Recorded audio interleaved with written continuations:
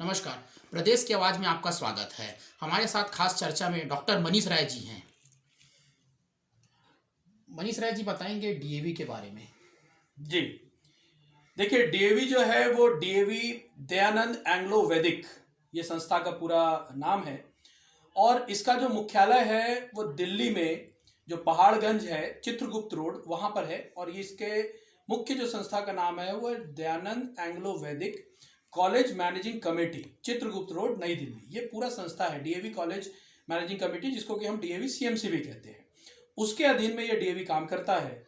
और CBSE, central board of secondary education के affiliation में ये डीएवी काम करती है। उनका एफिलिएशन जो बोर्ड है वो सीबीएसई है। और लगभग पूरे भारतवर्ष में निजी संस्था के रूप में ये लगभग 1200 स्कूल का संचालन करती है और करीबन 400 से 500 कॉलेज का भी संचालन करती है। तो प्राइवेट सेक्टर में अगर निजी संस्था के रूप में माना जाए तो डीएवी अपने आप में सबसे बड़ी संस्था है भारतवर्ष की। जी, डीएवी और एससीएल के बीच क्या संबंध है? देखिए, जैसे मैंने पहले ही बताया कि 1200 स्कूल और कॉलेजेस भी हैं, तो डीएवी कहीं कहीं पर अपने स्तर पर, यानी कि फीस के बेस पर, जिसको कि सिंपली ये कहा जाता है प्राइवेट, यानी कि जो स्पॉन्सर्ड नहीं होते हैं, स्पॉन्सर्ड वाले जितने भी स्कूल हैं उनको प्रोजेक्ट स्कूल कहा जाता है। जैसे कोल इंडिया, अब कोल इंडिया के आनुषंगिक कंपनियां हैं, जैसे एससीएल है, एनसीएल है, ईसीएल है, एमसीएल है, डब्ल्यूसीएल है। ये सारी आनुषंगिक कंपनियां हैं कोल इंडिया लिमिटेड, सीआईएल, जिसका हेडक्वार्टर कलकत्ता है। उसके साथ डीएवी मैनेजमेंट का 30 सालों का अनुबंध है। उस अनुबंध के तहत अलग अलग आनुषंगिक कंपनियां डीएवी के साथ 30 साल के लीज पे काम कर रही हैं, एग्रीमेंट पे काम कर रही हैं। इसीलिए जैसे छत्तीसगढ़ में लगाकर 32 स्कूल हैं, तो उसमें लगभग 28 स्कूल ऐसे हैं जो एससीएल के साथ और एनसीएल के साथ अनुबंधित है। यही डीएवी और एससीएल के बीच का संबंध है।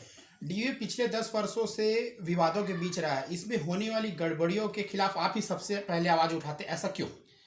इसलिए आज मैं जो राजनीतिक जीवन में जिस स्तर पे पहुंचा हूं, या सामाजिक स्तर में जिस स्तर पर मैं आया हूं, तो कहीं ना कहीं ये डीएवी की गंदी राजनीति और षड्यंत्र का नतीजा है।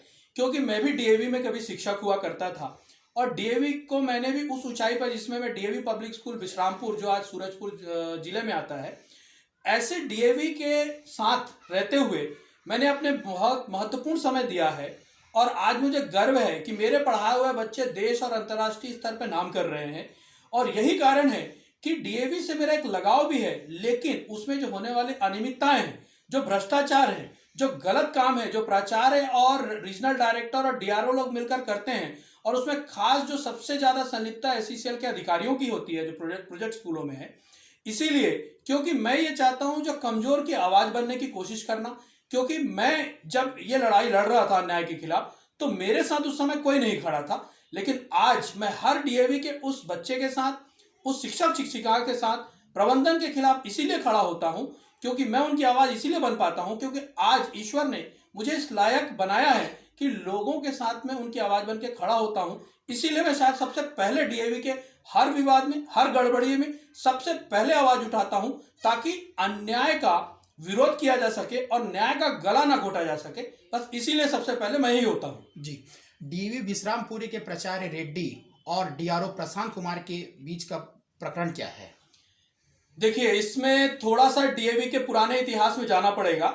और मैंने अभी जो वर्तमान प्रकरण है, जो DAV public school Vishrampur SCL के अंडर में आता है, वहां के प्राचार्य हैं रेड्डी, जिन्होंने एक बहुत ही संगीन अपराध किया है। उनको विश्रामपुर थाना में पास्को एक्ट लगा है। पास्को एक्ट आप जानते हैं, जब किसी नाबालिग बच्ची के साथ अश्लील हरकत किया जाता है तो वो पास्को एक्ट लगता है उस पर। तो रेड्डी ने भी ऐसे ही एक कक्षा 9वीं की बच्ची के साथ अपने घर में बुलाकर अश्लील हरकत की है, जिसके कारण से उस बच्ची की मां ने विश्रामपुर थाने में जाके शिकायत दर्ज कराई है। और उसी का विरोध मैंने चेयरमैन जो जीएम एससीएल है, मिस्टर अमित सक्सेना, और डायरेक्टर पर्सनल जो अभी वर्तमान में मनोज प्रसाद जी हैं एससीएल हेडक्वार्टर बिलासपुर में, और सीएमडी जो एपी पंडा जी है, उनको भी मैंने इसीलिए प्रश्न पूछा था कि आप लोगों ने अब तक कार्यवाही क्यों नहीं की, और आप लोगों ने अभी तक उनको जेल भेजने जैसा प्रकरण क्यों नहीं किया। इसीलिए प्रशांत कुमार, जो अभी डीआरओ हैं पूरे डीएवी मध्य प्रदेश और छत्तीसगढ़ जोन के अभी जो इंचार्ज है, डीआरओ कहते हैं उनको, और बेसिकली उसको डेप्यूटी रीजनल ऑफिसर का नाम दिया गया है। पहले यही पोस्ट आरडी के नाम से जाना जाता था, जो रीजनल डायरेक्टर के रूप में जाना जाता था। और डीआरओ के अंडर में अभी अलग अलग हर जिलों में एआरओ को बैठाया गया है। मतलब डीआरओ के जो असिस्टेंट होते हैं उनको असिस्टेंट रीजनल ऑफिसर कहा जाता है। तो लगभग हर प्राचार्य को 4 या 5 स्कूलों का एआरओ भी बनाया गया है। तो प्रशांत कुमार जो मध्य प्रदेश छत्तीसगढ़ रीजन जोन के डीआरओ हैं, मतलब सबसे प्रमुख हैं। और एक बात ये भी बता दूं आपको, आपके माध्यम से ये बताना चाहूंगा कि जितने भी प्रोजेक्ट स्कूल हैं जिसके साथ में हमारा 30 साल का एग्रीमेंट होता है डीएवी और एसईसीएल का, उन सारे स्कूलों का जो प्रबंधन है एज पर द एग्रीमेंट वो डीएवी मैनेजमेंट का होता है।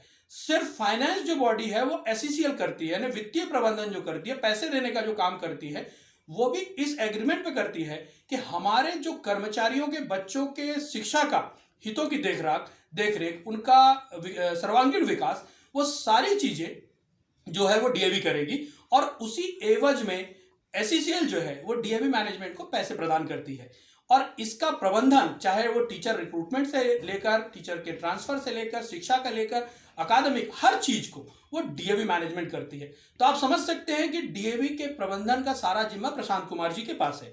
और आज वर्तमान प्रकरण में इसलिए भी मैं कह रहा हूं कि रेड्डी और प्रशांत कुमार आपस में कहीं ना कहीं संलिप्त इसलिए नजर आते हैं क्योंकि सन 2005 में एक ऐसी घटना, जो शर्मनाक घटना डीएवी में विश्रामपुर में घटी थी। और उस समय एक मुंबई से गोवा टूर हुआ था विश्रामपुर से बच्चों का। उस टूर में प्रशांत कुमार खुद प्राचार्य थे डीएवी पब्लिक स्कूल विश्रामपुर के। उसके बाद और एक जो शर्मनाक प्रिंसिपल उनके जाने के बाद आए वो थे मिस्टर राजशेखर पालीवाल। तो प्रशांत कुमार के समय में एक शिक्षक थे संतोष झा, जो कि संस्कृत शिक्षक थे। उन्होंने बहुत ही जघन्य एक अश्लील हरकत, या कह सकते हैं आप धारा 377 के तहत अप्राकृतिक कृत्य कहा जाता है, जिसको 4 बच्चों के साथ उन्होंने किया था। और उस समय भी जनरल मैनेजर जो एचपी सिंह साहब थे, खुली मीटिंग में 102 लोगों के बीच में मैंने खड़े होकर कहा था कि ऐसे प्रकरण में शिक्षक का सिर जो है शर्म से झुक जाता है और ऐसे व्यक्ति पर तुरंत कार्रवाई होनी चाहिए। तो उसी के एवज में प्रशांत कुमार को तत्काल वहां से हटाकर डीएवी हुड को भिलाई भेज दिया गया। आज वो डीएवी हुड को भिलाई के प्रिंसिपल भी हैं और डीआरओ भी हैं। और साथ ही साथ बाद में पता चला कि प्रशांत कुमार ने उस समय 80 लाख का घोटाला और गबन भी किया था उस स्कूल में।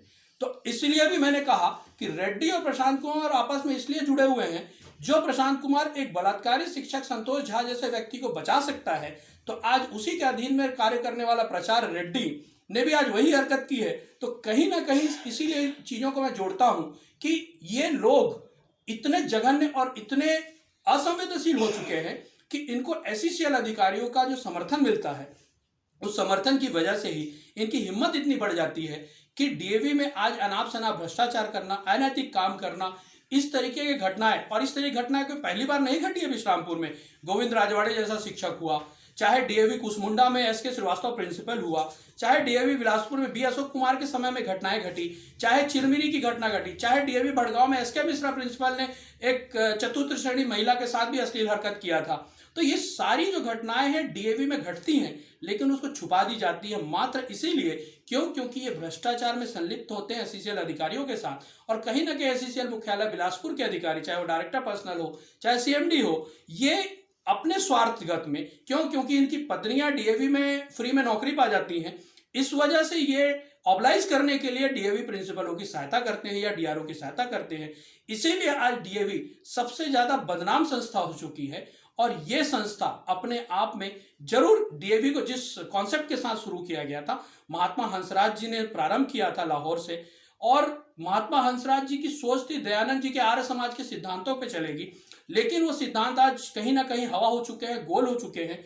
और कहीं ना कहीं इनके जो प्रधान हैं, जो इनके प्रेसिडेंट है, जो भारतीय राष्ट्रीय स्तर पर मिस्टर पूनम सूरी है, श्रीमान पूनम सूरी है, वो खुद इतने अनैतिक कामों से घिरे हुए हैं। इसीलिए शायद ऐसे प्राचार्यों को और ऐसे डीआरओ लोगों को वो समर्थन देते हैं और इनकी हिम्मत इतनी बढ़ जाती है कि ऐसे गलत काम करने वाले प्राचार्यों को आगे बढ़ाते हैं और हमेशा बच निकलते हैं। लेकिन मैं हमेशा लड़ता आया हूं।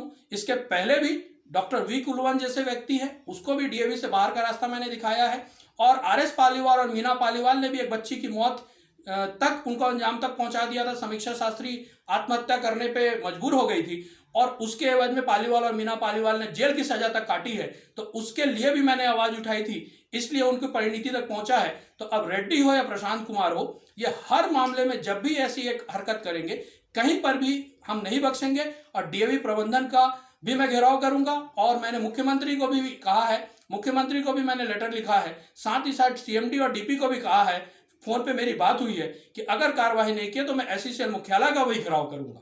जी, राज्य, केंद्र व एसईसीएल प्रबंधन से आप किस प्रकार की कार्रवाई की उम्मीद करते हैं? मैं सिर्फ यह उम्मीद करता हूं कि एसईसीएल तत्काल इस टाइप की संस्था के साथ अनुबंध को भंग करे।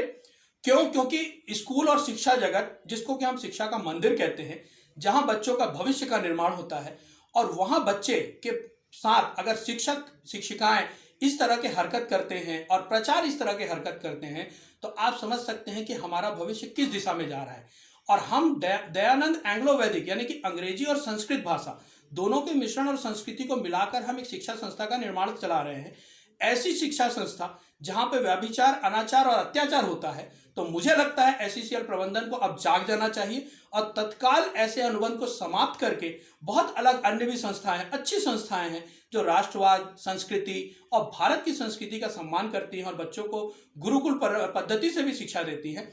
ऐसे शिक्षक जो शिक्षण संस्थाएं हैं उसको बल्कि लाना चाहिए और बच्चों के सर्वांगीण विकास का ध्यान रखते हुए उनकी सुरक्षा, उनके भविष्य का उज्जवल एवं सर्वांगीण विकास को ध्यान में रखते हुए ही मुझे ऐसा लगता है कि अब एसईसीएल को जागना चाहिए। साथ ही साथ राज्य शासन और केंद्र शासन का सबसे बड़ा दायित्व है, क्योंकि केंद्र शासन भी देखिए एचआरडी मिनिस्ट्री काम करती है, उनको भी जागना चाहिए और डीएवी जैसे संस्था को उनके अधिकारों को जांचना, क्योंकि हमेशा डीएवी बच जाती है निजी संस्था होने के नाम पर। जब हम कोई आरटीआई भी दायर करते हैं तो डीएवी हमेशा सूचना के अधिकार में यह कह देती है कि हम निजी संस्था है इसलिए जानकारी नहीं दे सकते। इसलिए केंद्र सरकार और राज्य सरकार को भी डीएवी को अपने अधीन कुछ ना कुछ नियम बनाकर, कुछ विधेयक बनाकर लाना होगा, ताकि इस तरह के जो भी घटनाएं शिक्षा जगत में घटती है उसको हम रोक सके। और साथ ही साथ इस तरह के प्रकरणों में जो संलिप्तता है, चाहे रेड्डी हो, चाहे प्रशांत कुमार हो, चाहे संतोष झा जैसे लोग हैं, और इनको साथ देने वाले जो कुछ शिक्षक रहते हैं जो हमेशा प्राचार्य और डीआरओ के साथ दलाली करते हैं, एक तरह से बीच के बिचौलियों का काम करते हैं उनको बचाने का, ऐसे शिक्षक शिक्षिकाओं को भी ऐसे स्कूलों से तत्काल हटाना चाहिए और कड़ी से कड़ी सजा देकर दूसरे लोगों में यह भय होना चाहिए कि शिक्षा के मंदिर में सिर्फ बच्चों का विकास होता है, सिर्फ बच्चों के लिए हित में काम होता है और उनके भविष्य का सर्वांगीण विकास होता है। तभी मुझे लगता है कि राज्य शासन, केंद्र शासन और एसईसीएल प्रबंधन जो इतना अपना पैसा लगा रही है, इतना वित्त दे रही है, तभी एक सही बच्चे का भविष्य का निर्माण हो पाएगा। सर बताएंगे, आपने वर्ष भर पहले डीएवी मुख्यमंत्री पब्लिक स्कूल की भी कभी मुद्दा उठाया था, इसके बारे में क्या कहना है आपका? जी, बहुत ही महत्वपूर्ण प्रश्न है। मार्च अप्रैल 2021 में मैंने डीएवी मुख्यमंत्री पब्लिक स्कूल, जो 72 स्कूलें हैं, जो पहले डीएवी मुख्यमंत्री पब्लिक स्कूलों एग्रीमेंट होने से पहले मॉडल स्कूलों के नाम से जाना जाता था, उन स्कूलों को राज्य सरकार ने, छत्तीसगढ़ शासन ने भारतीय जनता पार्टी के शासनकाल में 72 स्कूलों को डीएवी प्रबंधन करने के लिए 30 साल के एग्रीमेंट पे दिया हुआ है। आज डीएवी को देने के बाद वो जो मॉडल स्कूल जो पहले बहुत ही श्रेष्ठतम स्थिति में चलते थे, वो स्कूल इतनी बदहाल और बदतर स्थिति में जा चुका है कि आज लगभग समझ जाइए 1.5 वर्ष पुनः हो गए। जो मैंने पिछली बार शिक्षा सचिव आलोक शुक्ला से जब बात करके, या जो principal secretary to chief minister हैं मिस्टर सुब्रत साहू, उनसे बात करके उनको मैंने वेतन दिलवाया था मार्च अप्रैल में। उसके बाद आज पुनः आप समझ जाइए कि मार्च अप्रैल मतलब तीसरा महीना से 12 यानी 9 से 10 महीने फिर हो गए, और साल से 1.5 साल फिर ऐसे कई शिक्षक हैं कि बस्तर के लगभग 25 स्कूल तो ऐसे ही हैं और पूरे प्रदेश भर में लगभग 65,000 विद्यार्थी हैं। तो आप और शिक्षकों की संख्या बोलेंगे तो लगभग 2000 शिक्षक शिक्षिकाएं हैं जो इन स्कूलों में कार्यरत हैं। उनको लगभग साल 1.5 साल से बिना वेतन के काम करना पड़ रहा है।